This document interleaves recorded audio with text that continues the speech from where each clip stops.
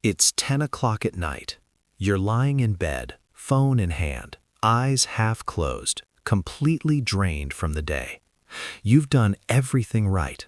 You ate clean, skipped the junk food, maybe even squeezed in a workout. You should feel good about yourself. But somewhere in the back of your mind, there's that nagging frustration. Because despite all the effort, despite all the discipline and sacrifice, the scale still isn't moving the way you want it to. You're still waking up feeling bloated, soft, stuck, and you have absolutely no idea why. What if I told you that the reason isn't your diet? What if the reason isn't your workout, your genetics, or your willpower? What if the single most powerful fat-burning event of your entire day is happening right now while you're lying in that bed, and most people are accidentally destroying it every single night without even knowing it? Here's what almost nobody in the fitness world talks about. Your body doesn't burn the most fat during your morning run. It doesn't burn it during your weight training session or your afternoon cardio. The most aggressive, most productive fat-burning window of your entire day happens while you are completely unconscious. Specifically, it happens between 11 p.m. and 3 a.m. during the deepest stages of your sleep. This isn't a myth. This isn't some wellness influencer's opinion. This is measurable, documented human biology. And the decision that determines whether your body actually burns fat during those hours doesn't happen at the gym or at the dinner table. It happens in the 60 minutes right before you fall asleep. What you do or don't do in that 1-hour window is either activating your body's natural fat-burning cycle or completely shutting it down for the entire night. And most people are shutting it down without even realizing they're doing it. To understand why this matters so much, you need to understand one single hormone, growth hormone. This is the hormone that your body naturally produces during deep sleep, and it is the master switch for fat loss. When growth hormone floods your system, it sends a direct signal to your fat cells, specifically to receptors inside those cells called beta-adrenergic receptors, commanding them to open up and release stored fat into your bloodstream as energy. That fat then gets burned while you sleep. You literally wake up lighter than when you went to bed, not because of anything you consciously did, but because your biology did the work for you. This is what the human body was designed to do. It was designed to use the nighttime hours as a metabolic reset, a period of repair, regeneration, and fat mobilization. The problem is that modern life has quietly and systematically dismantled this process for millions of people, and the consequences are being carried around as stubborn belly fat that never seems to go away, no matter how hard people try. The reason growth hormone gets blocked comes down to one of the most fundamental hormonal relationships in the human body. Growth hormone and insulin are biological opposites. They cannot coexist in the same environment. When insulin levels are elevated in your bloodstream, your pituitary gland, the master hormone gland sitting at the base of your brain, detects that insulin and immediately suppresses growth hormone production. The signal never gets sent. Your fat cells never receive the command to release stored energy. Your body spends the entire night in storage mode instead of burning mode. And this is where the devastating reality hits, because right now, the vast majority of people are spiking their insulin levels at exactly the wrong time, right before bed, and they're doing it with foods they think are harmless. A small snack at 9 p.m., a piece of fruit, a handful of crackers, maybe a protein bar. These things seem innocent, but each one triggers an insulin response that poisons your fat-burning window before it even has a chance to open. Let's walk through exactly what happens inside your body when you get this wrong, because once you see this clearly, you'll never look at a late-night snack the same way again. You eat something at 9 p.m., let's say it's fruit, which most people consider a perfectly healthy choice. Your digestive system breaks it down, your blood sugar rises, and your pancreas releases insulin to manage that rise. Now your insulin is elevated. You feel tired, so you go to bed around 10 p.m. Your body begins cycling through the stages of sleep, but your pituitary gland is still scanning your bloodstream, checking hormonal conditions like a security system checking for clearance. When it detects elevated insulin, and it will, it does not release growth hormone. The all-clear signal never comes. Your fat cells stay locked. For the next 8 hours, while you sleep and recover and dream, your body is sitting in passive storage mode, holding on to every ounce of fat it's been carrying. You wake up exhausted, the same weight, wondering what you're doing wrong. The answer is that one late-night snack erased everything your discipline earned during the day. Now let's flip that and talk about what happens when you get it right. When you stop eating early enough to allow your insulin to fully return to baseline before you fall asleep, something remarkable begins. Your pituitary gland detects the absence of insulin and sends the green light. Growth hormone floods your system approximately 90 minutes into deep sleep. This is called the nocturnal growth hormone pulse, and it is one of the most powerful metabolic events your body is capable of producing. Your fat cells open, triglycerides break apart into free fatty acids. Those fatty acids enter your bloodstream and get used as fuel. Your body burns stored fat for hours without any effort from you. Studies have shown that when the proper conditions are in place, low insulin, deep sleep, and an empty digestive system, growth hormone levels can surge up to 5 times higher than what most people experience on a typical night. 5 times. That's the difference between a metabolism that's working for you and one that's silently working against you while you sleep. So let's talk about how you actually make this happen. The foundation of the entire system is what's called the insulin cutoff window, and the rule is simple but non-negotiable. You must stop consuming any food, any calories, anything at all, at least 3 full hours before you go to sleep. Not 2 hours, not 2.5, 3. This timing exists for a biological reason. After you eat, insulin rises to handle the nutrients entering your bloodstream. Depending on what you ate and how your body processes it, insulin can take anywhere from 2 to 3 hours to return to a truly stable baseline. If you go to bed before that process is complete, you go to bed with insulin still circulating, and everything we just talked about gets shut down before it starts.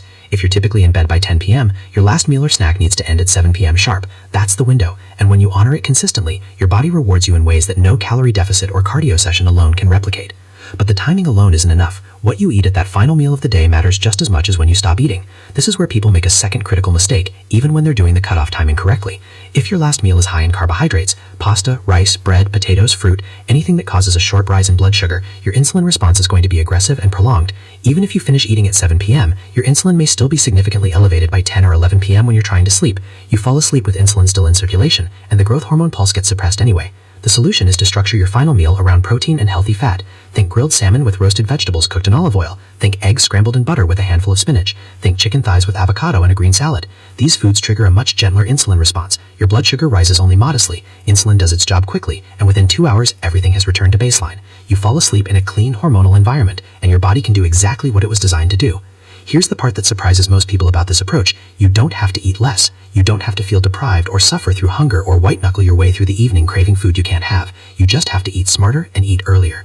A properly composed final meal with adequate protein and fat is deeply satisfying. It stabilizes your blood sugar throughout the evening, which means you won't be hit by those familiar 9 p.m. cravings that derail so many people. And this is critically important because the alternative, restricting yourself to the point of hunger and stress, actually creates a hormonal problem of its own.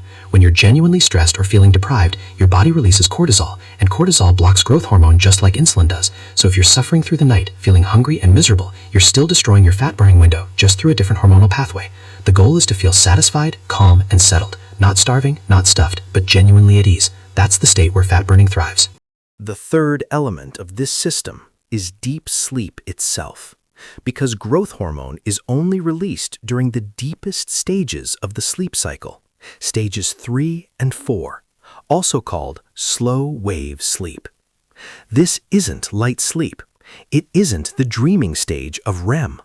It is the profoundly restorative phase where your brain waves slow to their lowest frequency, your body temperature drops, your heart rate slows, and your pituitary gland activates.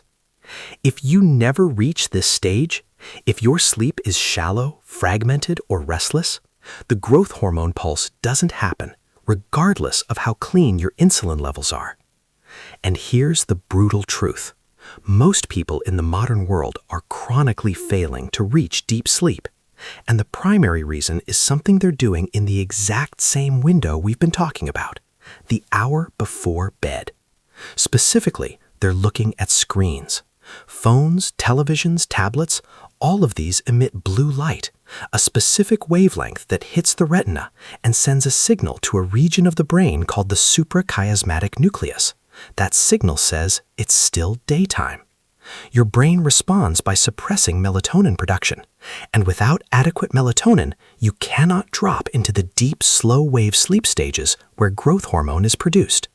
You end up stuck in lighter stages of sleep all night, waking up feeling exhausted, groggy, and wondering why you never feel truly rested.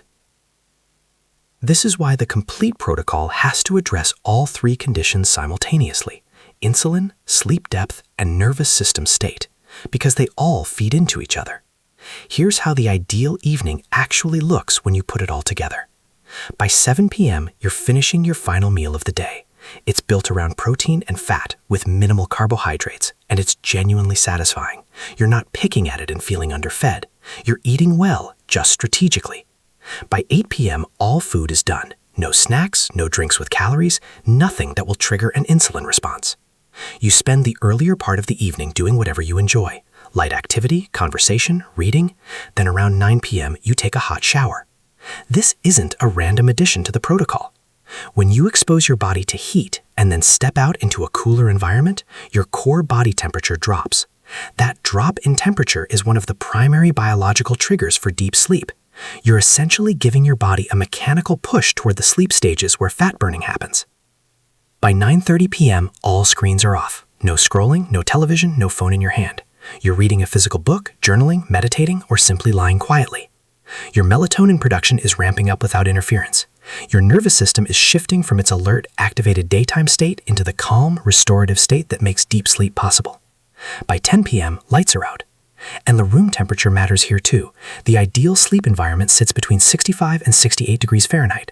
A cool room accelerates the drop in core body temperature that triggers slow-wave sleep. It sounds like a small detail, but it meaningfully affects how quickly you reach the deep sleep stages and how long you stay there. By 11:30 p.m., if you followed the protocol, your body is entering deep slow-wave sleep. Your pituitary gland has the all clear. Growth hormone begins to pulse into your bloodstream, and from roughly midnight to 3 a.m., your body is in its most active fat-burning stage of the entire 24-hour cycle. You're not doing anything, you're unconscious, and your biology is doing the work for you. What makes this protocol so different from everything else out there is that it doesn't ask you to fight your body. Every other fat loss strategy is essentially about restriction, deprivation, and willpower. Eat less, move more, suffer through hunger, grind through workouts, resist temptation. And those things have their place, but they all work against your body's default tendencies rather than with them. This protocol does the opposite. It works with your biology, with the natural hormonal rhythms your body was already designed to follow. Your body already wants to burn fat at night. It already wants to release growth hormone. It already wants to use those deep sleep hours to repair, reset, and mobilize stored energy. The only thing standing in the way is what you've been accidentally doing in the hours before sleep. Remove those obstacles, the late eating, the carbohydrate-heavy final meals, the blue light exposure, the warm rooms, and your body's natural fat-burning machinery kicks into gear automatically. You stop fighting yourself, and when you stop fighting yourself, results that once felt impossible start happening without the grinding effort you thought was required. What I want you to take away from everything we've covered today: fat loss doesn't begin in the morning when you lace up your shoes. It doesn't begin at the gym or at the grocery store. It begins at night, in the hour before you close your eyes, in the decisions you make about food timing, meal composition, screen use, and sleep environment. Those decisions either activate your body's most powerful fat-burning mechanism or suppress it completely. And once you understand that mechanism, once you can see exactly what's happening inside your body on a hormonal level, the protocol isn't hard to follow. It becomes obvious. It becomes common sense. Because you're not forcing yourself to do something unnatural. You're simply getting out of your own way and letting your biology do what it was always capable of doing. Start tonight. Finish your last meal by 7 p.m. Make it protein and fat. Turn off your screens by 9:30. Cool down your room. Let your body unlock what it's been holding on to. The mechanism is real. The protocol is simple. All that's left is to execute it.